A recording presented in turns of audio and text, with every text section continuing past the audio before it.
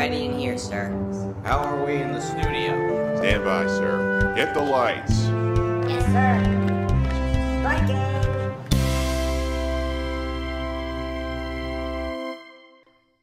Hi, and welcome to another edition of the Arlington Weekly News. Many of us are amateurs here at the Weekly News, but there are several professionals as well. Joining me today is Corwin Roncace. He is a filmmaker, a member of the Arlington Weekly News crew, and he did the stop motion for our opening. Welcome. Pleased to meet you. Well, listen, Corwin, everyone is talking about this wonderful animation opening that we have. How did you do it?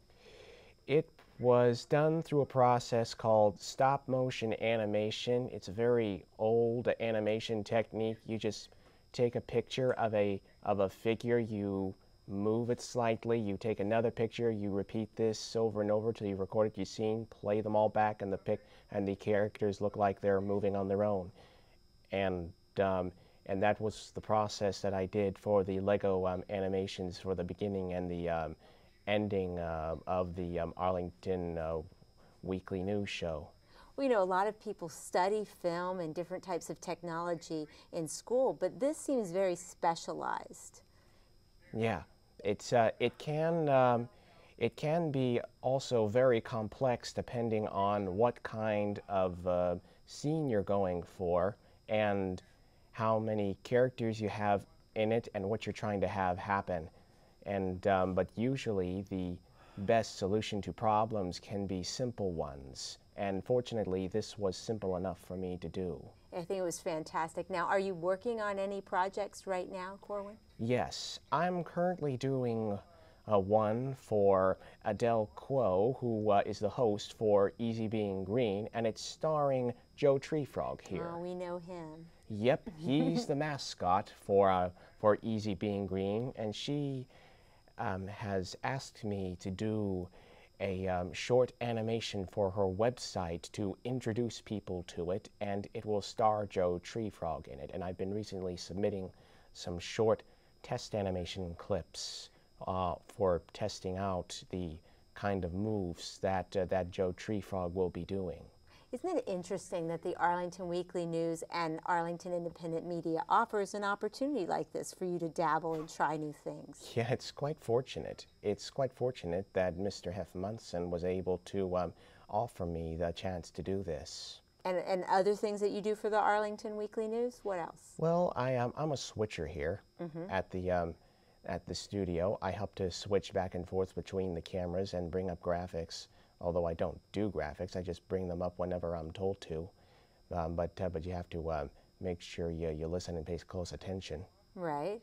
And then, of course, I've seen you behind the cameras. Mm-hmm. But your passion really is as a editor and filmmaker on these types of films, stop motion. Oh, yeah. I'm also interested in special effects. I really love how movies are able to create many kinds of illusions in movies. Give me an example.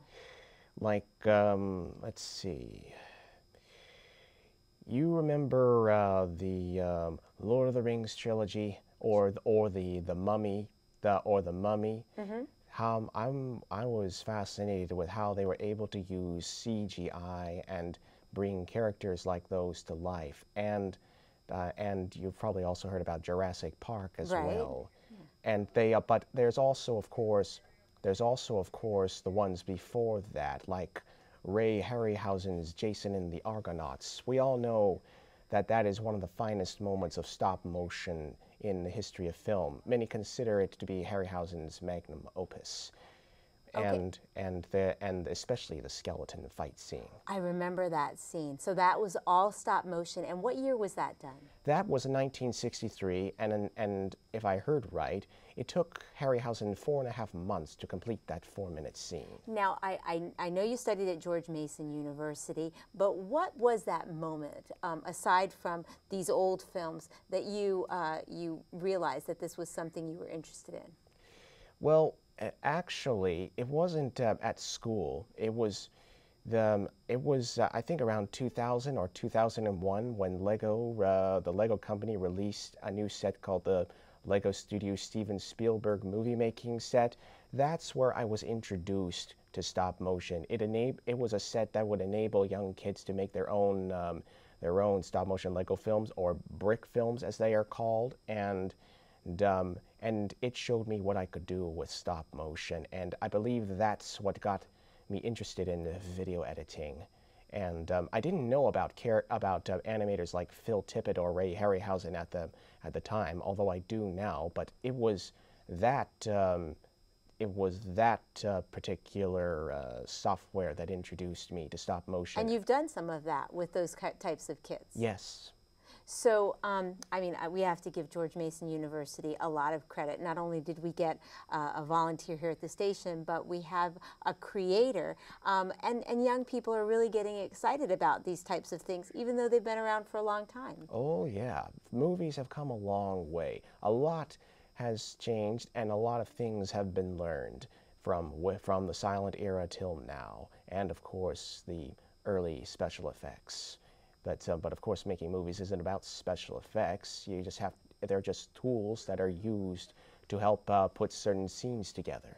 Well, I can tell you this, no one has ever represented an opening for the Weekly News as well as you did. So how do people get in touch with you, Corwin? Well, I really don't have any website, so you can reach me through the Arlington Weekly News show here in Arlington Independent Media. Excellent. Well, I want to thank you, Corwin, so much for the work that you've done. I also want to suggest that you do a stop motion interview so that you can pump the Sustainable Scoop. And I want to thank you for joining us. That'll be cute. All right. And I want to thank you, viewers, for watching the Sustainable Scoop and giving one of our regulars and volunteers a chance to tell you about his passion. I'm Miriam Gennari. That's the Sustainable Scoop. Back to the news desk.